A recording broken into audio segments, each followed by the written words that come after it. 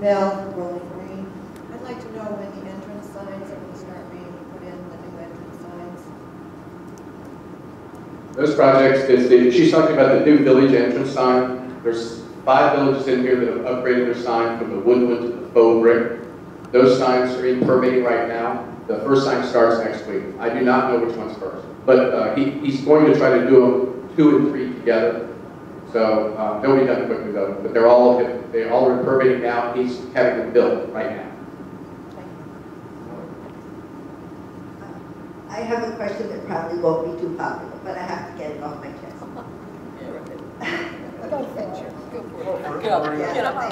Anyway, I love the ideas that you have for the front there. I think it's going to look beautiful.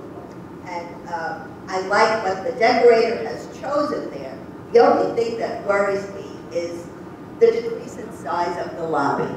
We're going to, yeah, I'll get it all off my chest, and then I'll give it to you. The fact that it has such a nice high ceiling and all those big windows to let in a lot of light makes it really attractive, and it gives it a sense of grandeur when you walk in the door. And I was worried when I looked at the things on the easels, you know what you call them, or whatever they are, the boards, okay. I was worried when I looked at that it wasn't going to have that appearance any longer. And I must say, I don't know why, but I had neighbors and friends come and tell me certain things. I don't know why, but they did. And they objected to the fact that they were going to change the lobby at all. And they even sent me emails. People that I don't even know sent me emails. I don't know how they did it, but I just wanted you to know that not everybody is thrilled with the fact that the lobby is going to be altered. And, okay? How the lobby got to be altered is one of the most severe things we have here is storage. As you well know, you can just look up there. It gives you a real pretty good idea about storage. We're going to enclose the existing bar. We're going to come all the way over. We're going to take these 2 doors from the back and eliminate them. We're going to go out on a lateral to the bar, and all of that is going to be storage. That's going to allow for these hot boxes to sit out. If you enter here, you know that they have a dirty dish breakdown station there. All of that's going to be out of sight now. Most of this is going to come off the stage, which is the drama level above right now, and go into the storage area. And when we did that, the lobby, it is beautiful, I agree, but the ceiling's still going to be there. We bumped the restaurant out because we're going to lose some tables when we get all the storage put in here. And although the lobby's very beautiful, it's not very functional. Except for Griff and a few other people that read papers out there in the morning, it just isn't utilized. It isn't even utilized with the weddings.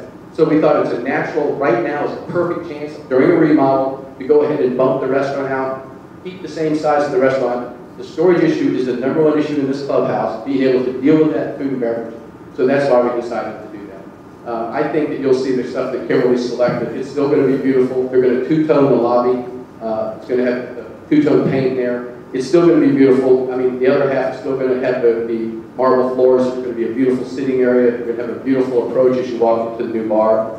So I think when you see it, I appreciate your comments, Mrs. Miller, but I wish people would wait till we get it done and see how beautiful this is going to look when it's sort of a Tommy Bahama style resort atmosphere.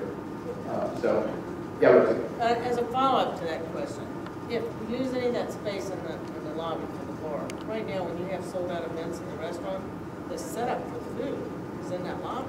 When you look at the current setup we have, and then you look at the plans, one of the current setup for food and beverage is going to remain the same for when it's a sold-out event. It is. And another question, if you close off these doors, does this meet the fire code? Yes, it does. We already checked the fire department. Yeah, with to answer Rosie's question, that's why in the original drawings, which are gone now, there was a knee wall around the sitting area in the lobby.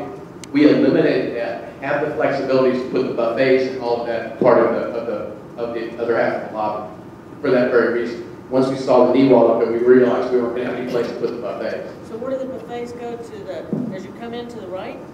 Yes, as you come in, that whole section from the 2 doors over where the seating area, we're just going to pull all the seating area out and all the buffets will be set up there. I have a comment about Maria's thoughts on the foyer.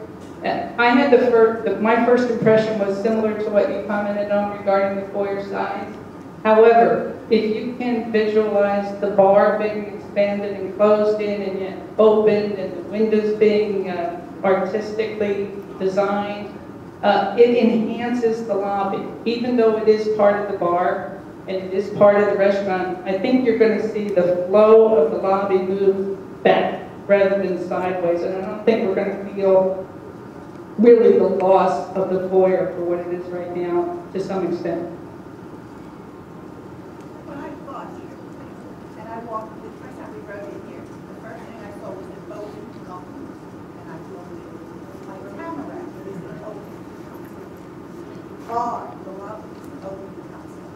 What's cool is an open concept. We had an auction, the Lenore paid over $250,000 for this concept, which was really hard.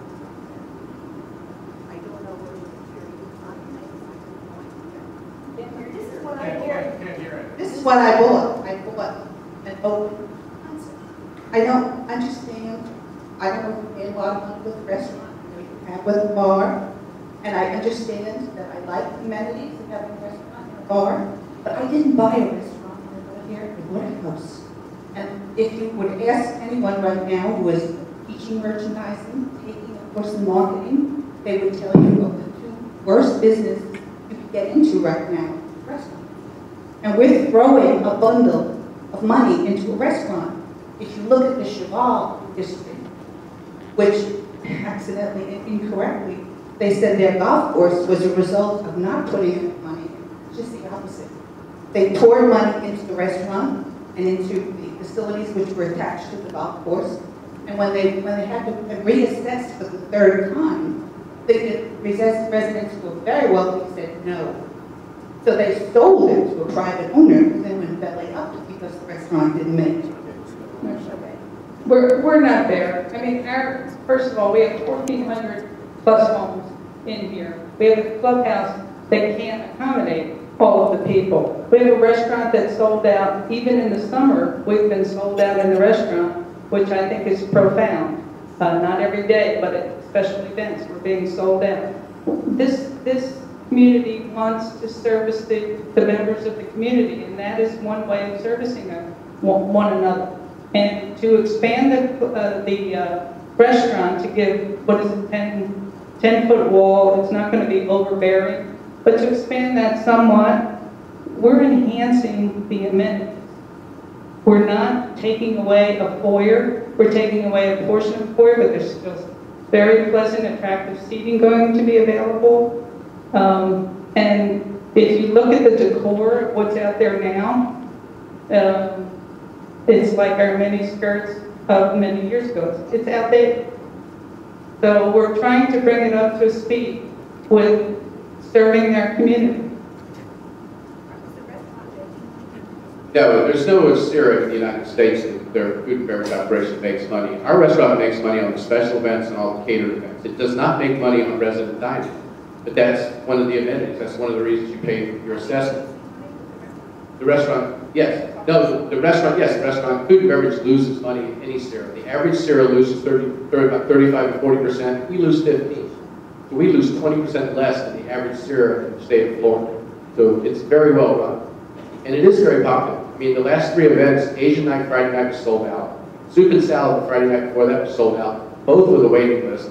And Italian night, the Monday night before that was sold out. So, I mean, and this is the middle of summer. When our seasonal residents get back, there'll be a waiting list. And that's why one of the reasons we feel like the expanded bar is going to be used. It's going to be more like a normal restaurant where you go in there and wait and be called for your table. We're going to be able to seat more people, and you're going to have a better area to wait and be seated in the restaurant. So the functionality is going to be much, much better, as is the ambiance. I would hope the hours are going to be extended and some entertainment in that big bar. Yeah, we are. One thing we're planning to do, Paul and Mark and I are already, Paul and Mark mainly, they deserve the credit. We are working on some doing expanded hours. We have a request today to expand happy hour to 7 o'clock based on the formal event. These events we're doing are sold out and people are staying longer. So we're definitely going to consider that. I just want to get some counsel from the board, but yeah, it's a good comment. We will have entertainment in there. We will plan to stay open later. We are going to light up the trees out just behind the clubhouse to give you more ambiance in the evening. As